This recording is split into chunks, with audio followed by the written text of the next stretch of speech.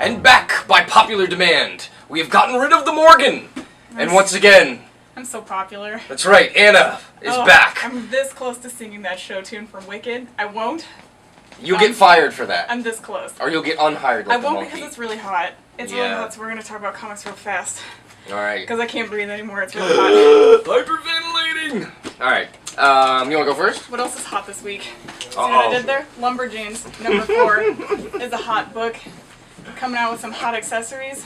The Lumberjanes collect look at that. little patches at the end of every adventure. This adventure includes some cookie baking Boy Scouts who like to put a little twist on their origins of Boy Scouting. But if you are into their adventures and the badges they collect, and if you're lucky enough to be at San Diego Comic-Con this year, Kate Leth is designing real badges that you can pick up from Boom Studios, probably be released afterwards to coincide with the rest of the badges that the Lumberjanes collect. It's like they planned it or something. I know, it's weird marketing. Horrible. From DC Comics this week we have the new Suicide Squad #1, not to be confused with the old Suicide. The old new. Man, Suicide Squad. Say that 5 times fast. The lips, the teeth, the tip of the tongue. Suicide Squad. Suicide Squad. Or the new is old. That's right. Anyway, Amanda Waller and her team are back, though Amanda Waller has not quite given as much autonomy as before. There's some new team members, as you might notice. Joker's daughter, who I don't actually think is Joker's daughter, and Deathstroke, who carries a big sword and a bigger gun, is back to cause havoc. Brought to you by Sean Ryan and I think it's Chris Roberts, maybe? What's his name? Jeremy Roberts. Can't say I've read anything by either of these guys, but if you're looking for on-the-edge DC action, Suicide Squad is always good for that. That's right. Oh man, we've got a lot of Image books this week. We got Shudder, also in number 4, Joe Keating, Lela DeLuca. I get so bogged down with reading so many other comics, and I keep putting this one on my enormously growing to read pile, and it keeps getting shuffled around with the rest of them, but Lela DeLuca's art keeps bringing me back to him. There's a bunch of monsters, some good, some bad, but Kate is putting her foot down, even with the good ones. And she has a nanny that kind of looks like the Joker, which is interesting. That's freaking Lela DeLuca's art is fantastic. Creepy. From the far-off future of 100 years, Marvel is a big fan of counting 1, 2, 3, 890, 70, and then all the way to 1,000 because you know what? They don't care. I thought I was bad at math. Yeah, no, they're real bad. Terrible. So this is part of the 100th anniversary run that's been going on. Fantastic Four came out last week. This week we have SpiderMan by Sean Ryan again. Wow, this guy gets around. And In Hyuk Lee, who is one of the Korean artists that the Marvel has tapped to do more of the kind of CG painted thing. It starts, this is Great Power, part 8 of 8. That's right, you missed parts 1 through 7.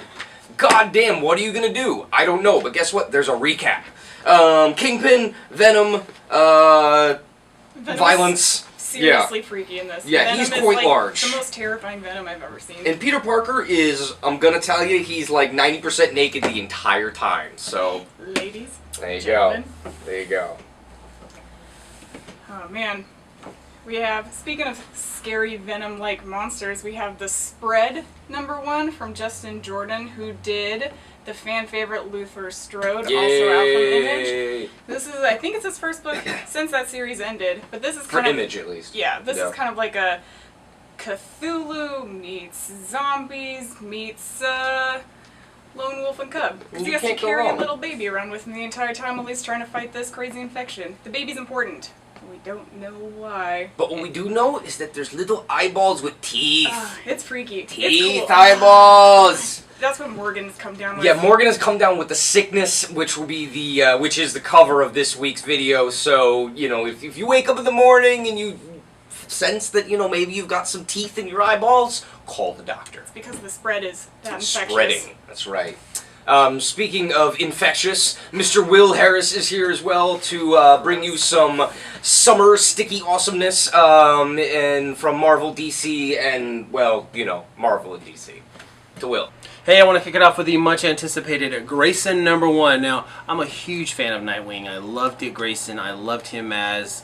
I even loved it when he was Batman for a time. So I was a little upset when DC said, we're going to kill him off, and he's not going to be Nightwing. But I have to tell you, I just read Grayson 1 and I loved it. It was really cool.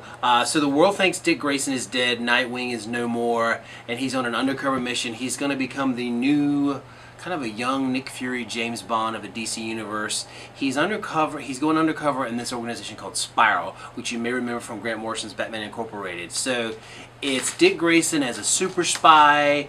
He's trying to figure out this weird conspiracy that's targeting all the costume heroes of the DC Universe. This is also the New 52 debut of Helena Bertinelli, who is not the Huntress, a very different role, and a really, really cool guest appearance that Grayson comes across in his first big mission. Someone who is of a higher authority, let's just tease it that way. It's a really cool encounter, so I'm really excited about this. Detective Comics 33, this is the continuing the storyline from the team that was The Flash. It's really cool, dark, gritty, crime war, drug. Bruce Wayne is a prime suspect in this murder, all ties together, a lot of fun. Gritty and fun. Amazing X-Men this week. This is the all-new arc by the team of Chris Yost and Craig Kyle, who gave us X-23 and the original X-Force. Wolverine goes to off to see friends back in Canada, Alpha Flight, and it's not just one Wendigo. This is a whole mess of man-eating, flesh-eating Wendigo all over the place. It's X-Men, it's Alpha Flight versus the Wendigo. It's really cool. A lot of fun. Kind of nostalgic, yet feels very fun.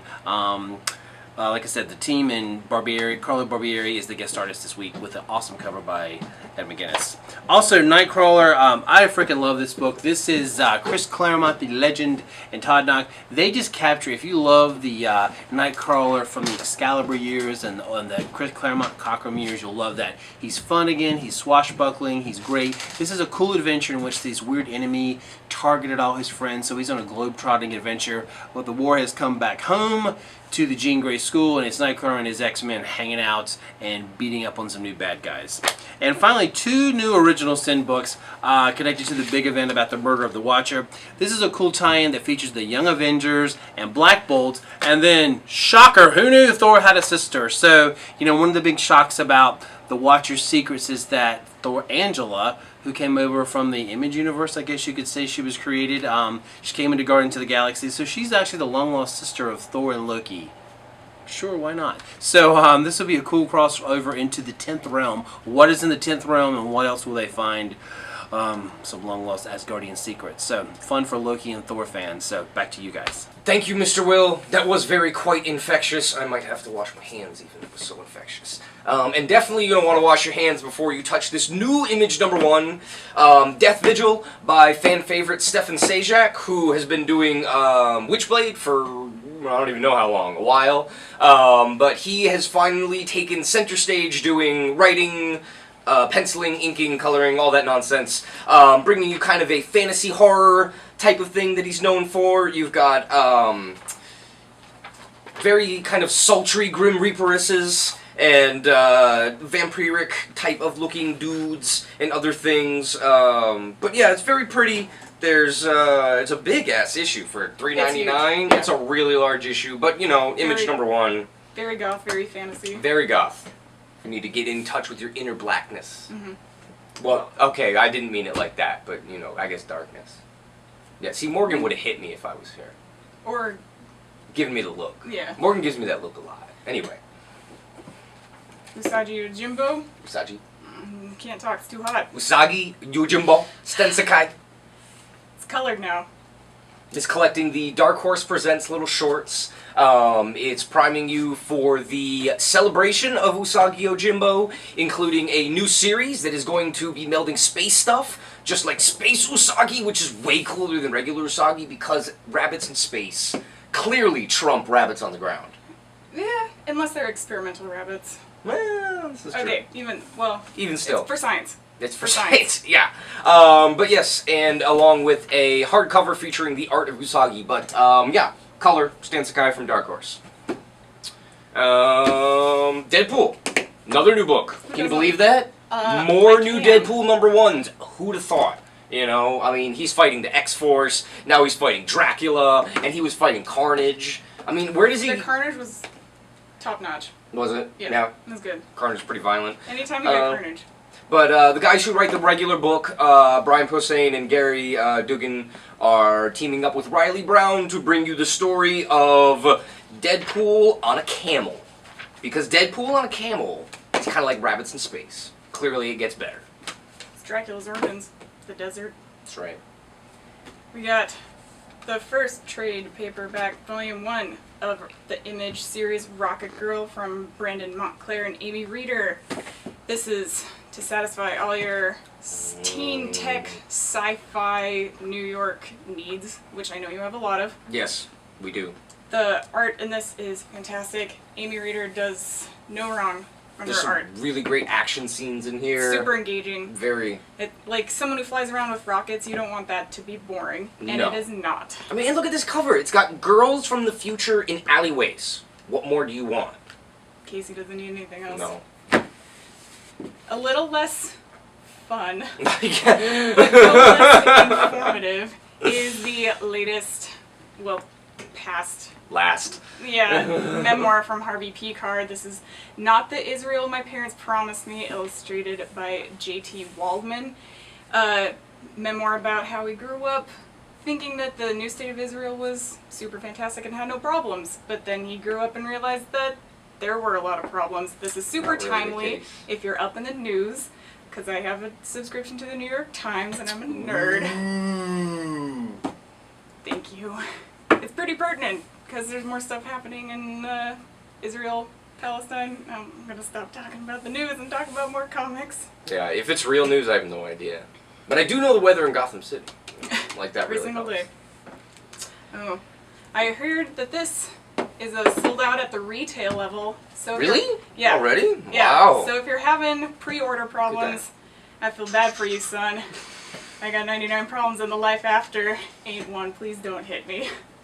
I was almost as good as the Coolio thing. This is a new series from Joshua Hale Fialkov, who does The Bunker and The Ultimates and The Last Last of the Independence by Yeah, Image, yes. Does a lot of books. Everything he does is kind of like a hitting it out of the park. This is an examination of Matrix themes, waking up for real, waking up, but in purgatory and having to travel through purgatory, through heaven, through hell, with a sassy, sarcastic Hemingway as your guide. The art is done by Gabo. Gabo. Who's Mr. Gabo, who has been toiling in the back pages of Elephant Men under the cruel master of Richard Starkings. That's right. He's finally emerged. He don't ask how. He escaped Starking's basement, but he did, and he's now finally taking center stage, doing art, doing color, and when I saw Gabe, I was like, "Damn man, when'd you get good?" And I didn't really mean that in a mean way, but it's pretty. it's amazing. really badass. It's like he was good, but now it's like Yeah, it's now real it's really good. So we got some special covers. This is the one by Gabo. This is the one by, I'm sorry. This is the one by Joe Infurnari. And this is the regular cover that will be coming to you every single issue by Nick Pitara, who does Manhattan Projects, one of my numero uno favorite stories. Aw. So if any of these covers are fantastic, but I recommend And they're all cover price. they are all cover So, price, buy but I them all. recommend the Pitara one, which she'll be doing every single month, because it's awesome, because this book is awesome. I'm super excited about this book. Good. Thank you. Alright, so yeah, everybody send your well wishes to Morgan. Hopefully the teeth infection dies down. We'll have updates on his status, but It's so upsetting. it is very upsetting. And thank you, Anna, for joining me. You're welcome. And yes, I'm glad that the legion of Anna fans have been subsided and, They're had strong. enough. And That's numerous. right. They are. We are many. Mm. Bye, guys.